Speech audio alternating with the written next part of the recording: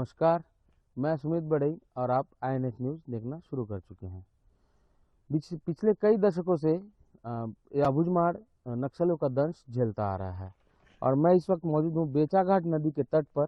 और आप ये देख सकते हैं, ये एक साइन बोर्ड है, कंदाड़ी 1 किलोमीटर, आवेदन 3 किलोमीटर। मैं आपको बता देना चाहता हूँ, पिछले कई दशकों से ये जो पूरा माड़ क्षेत्र है, पूरा जो नक्सलियों का गढ़ माना जाता था। और हम आज आपको उन्हीं तस्वीरों से रूबरू कराना चाहेंगे कि नक्सलियों द्वारा कितने बड़े मुठभेड़ों को अंजाम दिया गया और यहाँ पर कितने जवानों ने अपनी शहादत दी है। निश्चित नक्सलियों की जो खात्मे की जो डेडलाइन है वो बहुत नज़दीक है। 31 मार्च 2026 तक संपूर्ण नक्सलवाद का खात्मा कर दिया जाएगा। ये देश के गृह मंत्री अमित शाह का दावा है और वो दावा कहाँ तक जमीनी स्तर पर सच है, उससे हम आज आपको रूबरू कराएंगे।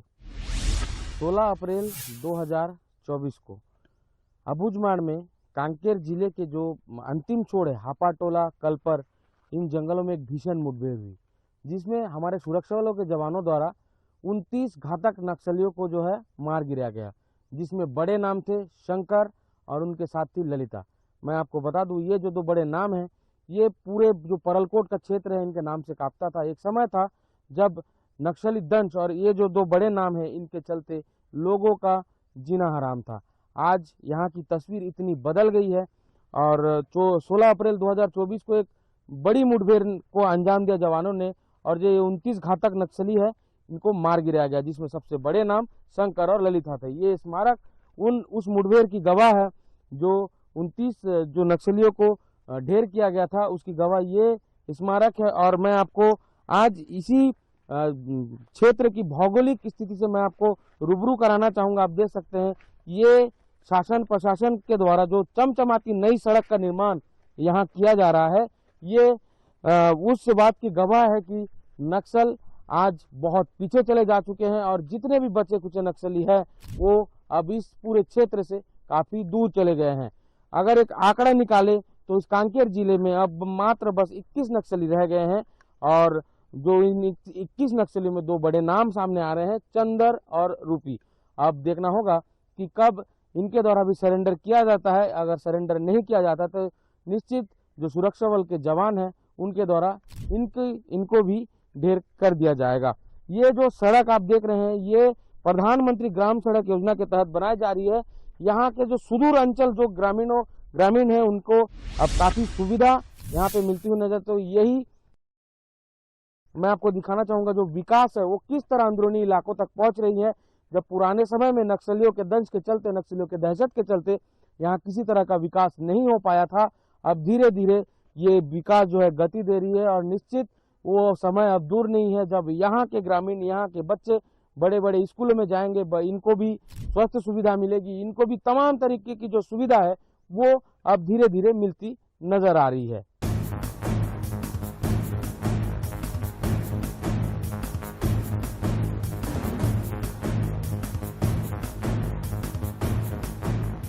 मैं इस वक्त मौजूद हूँ कांकेर और नारायणपुर के सीमावर्ती एरिया काकुर में।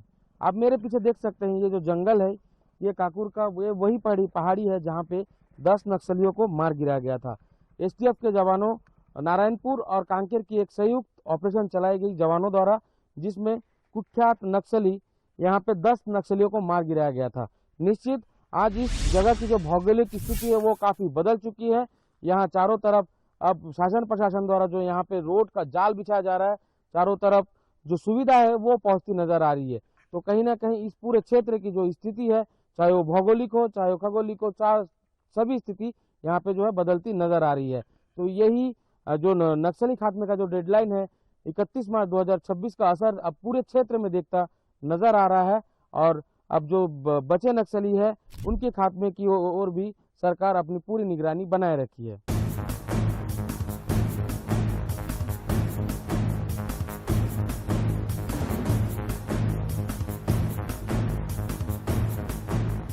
कई बार आपने सुना होगा कि नक्सलियों ने जन अदालत लगाकर किसी मासूम की, किसी ग्रामीण की हत्या कर दी है।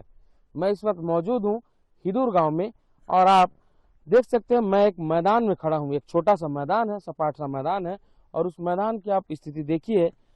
कहा जाता है कि इस जगह पर नक्सलियों द्वारा जन अदालत लगाया जाता था और जन अदालत में जो है नक्सली जो गतिविधियां होती थी, जो उनका विरोध करते थे और जो पुलिस मुखबिरी के शक में जो है नक्सलियों द्वारा उन तमाम ग्रामीणों की जन अदालत के नाम पे हत्या कर दी जाती थी, उनका गला रौंद दिया जाता था, कभी उन्हें गोली मार दी जाती थी। ये तमाम तरह की जो है हथकंडे नक्सलियों द्वारा अपनाए जाते थे ग्रामीणों को मारने के लिए। जो मासूम ग्रामीण होते थे उनको यहाँ पे मौत के घाट उतार दिया जाता था। ये वही जगह है, पुराने समय की बात करें, जहाँ नक्सलियों की राजधानी कहा जाए तो गलत नहीं होगा। इस चारों तरफ जो है जंगल में नक्सलियों का परचम लहराया करता था। आज यहाँ जो किसान है, किसान के खेतों की मक्के की फसलें, जो धान की बुआई है, वो अब लहलहाती नजर आती है। तो कहीं ना कहीं शासन प्रशासन के जो गतिविधि है, नक्सली उन्मूलन की जो ऑपरेशन चलाए जा रहे हैं, उनका ये नतीजा है कि आज यहाँ किसी भी प्रकार के जज अदालतें नहीं लगती है और किसी ग्रामीण की भी हत्या नहीं होती है।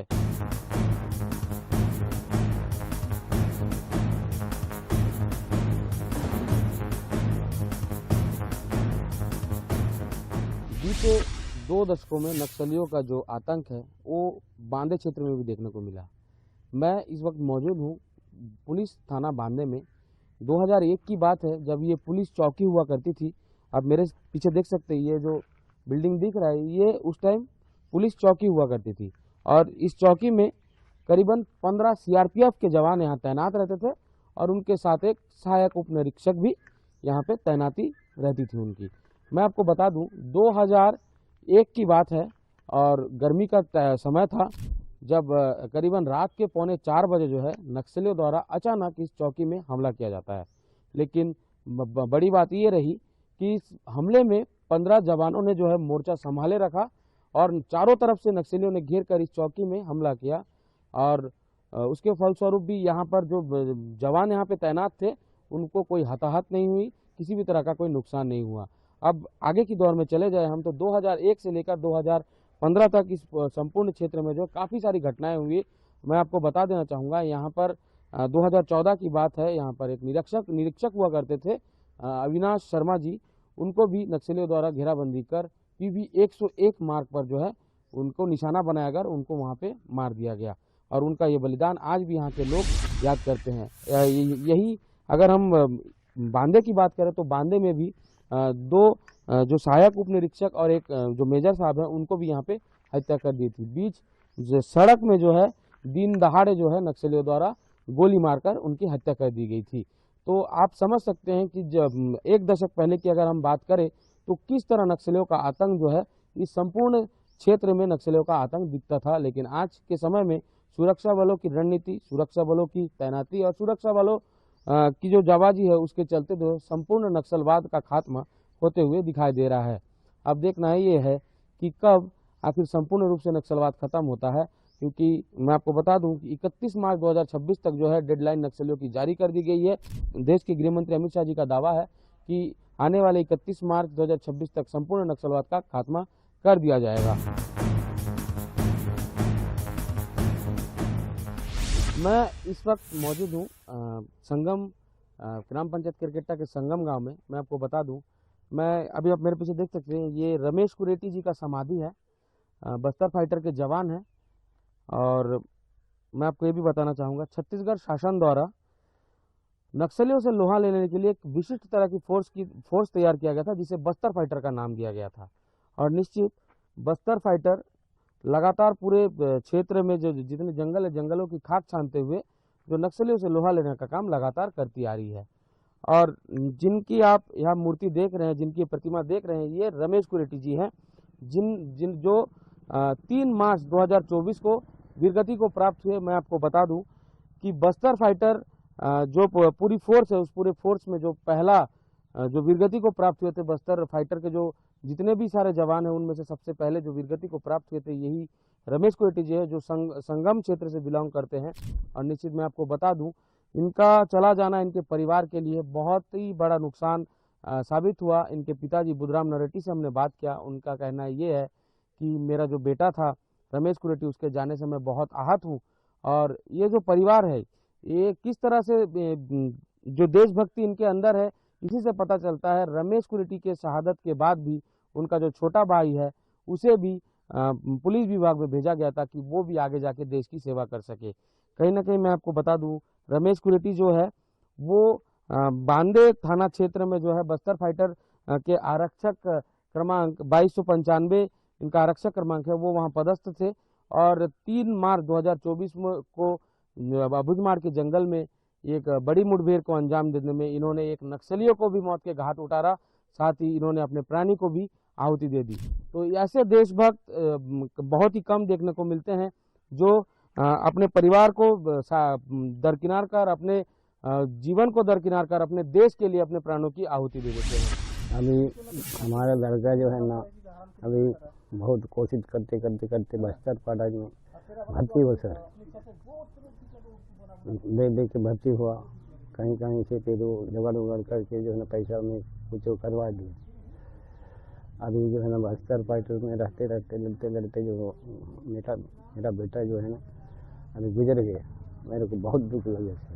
क्या लगता है आपके बेटे पे आपको बहुत गर्व है? बहुत गर्व है। तो अभी नक्सलियों का सफाई पूरी तरीके से हो गया है लगभग? अभी लगभग पूरा साफ हो गया सर।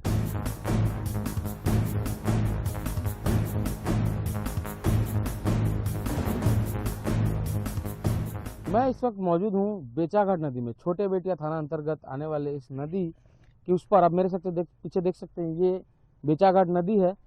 और इसके पीछे जो तमाम आपको जो जंगल दिख रहा है और उसके बाद आने वाले कम से कम 30 से 35 गांव हैं। कहा जाता है कि ये नक्सलियों का गढ़ माना जाता था। निश्चित मैं आपको बता दूं, ये जो तमाम जो क्षेत्र है इसमें आने वाले गांव कंदाड़ी से लेकर हिदुर तक और कंदाड़ी से लेकर गारपा कोंगे तक जो है नक्सलियों की राजधानी कही जाती थी। लेकिन आज नक्सली इतने पीछे चले गए हैं और लगातार सुरक्षा बलों द्वारा इतने ऑपरेशन चलाए जा रहे हैं, जिसमें इस पूरे जिले में, कांकेर जिले में कई नक्सलियों द्वारा आत्मसमर्पण भी किया गया है। साथ ही मैं आपको बता दूं, बहुत से ऐसे बड़े बड़े कुख्यात नक्सली है जिनको ढेर कर दिया गया है, जिसके बावजूद आज भी इस जगह की अगर भौगोलिक स्थिति को देखा जाए तो आज शासन प्रशासन द्वारा इस जगह को और भी बेहतर बनाने के लिए यहाँ तमाम तरह के जो सुविधाएं है वो यहाँ पहुँचाने जाने की कोशिश की जा रही है। यहाँ पर PMJSY के तहत रोड का कार्य किया जा रहा है। इस बेचाघाट से लेकर नारायणपुर तक जो रोड का कार्य वहाँ किया जा रहा है, जिसमें आज जो नारायणपुर की दूरी हुआ करती थी, छोटे बेटिया से नारायणपुर तक की दूरी करीबन 200 किलोमीटर हुआ करती थी, आज इस रोड के चलते यहाँ तक मात्र 80 किलोमीटर की दूरी रह गई है। निश्चित अब नक्सली बैकफुट में चले गए हैं और बचे कुछ कांकेर जिले में एक आंकड़ा निकाला गया था कि नक्सलियों की संख्या अब मात्र 21 से 25 तक की रह गई है, जो अब सुरक्षा बलों का अभियान लगातार तेज होता जा रहा है। अब ये भी कहना है यहाँ के जो सुरक्षा एजेंसी है उनका तो कहना ये है कि जो बचे कुछ नक्सली हैं उनका भी आत्मसमर्पण जल्द से जल्द किया जाना है। मैं आपको बता दूं, ये तमाम जितने यहाँ से रोड बन रहे हैं, ये नक्सली जो गतिविधियां वो धीरे धीरे बंद होती जा रही है, उसी का ये जो नज़ारा है कि आप देख सकते हैं। यहाँ तमाम जो रोड यहाँ पे बन रही है, धीरे धीरे जो है नक्सली गतिविधियां संपूर्ण समाप्त होती जा रही है और लगातार इस क्षेत्र का जो विकास होता जा रहा है। अब यह देखना होगा कि कब पूर्ण रूप से इस क्षेत्र का पूरा विकास होता है और कब जो नक्सली दंश से ये जो अबुझमाड़ का जो इलाका है, ये दशकों से जो नक्सलियों का दंश झेलता आ रहा है, उनकी दंश का जो ये असर है वो खत्म होता नजर आ रहा है। सुमित बड़ई, INH न्यूज, पखानजोर से।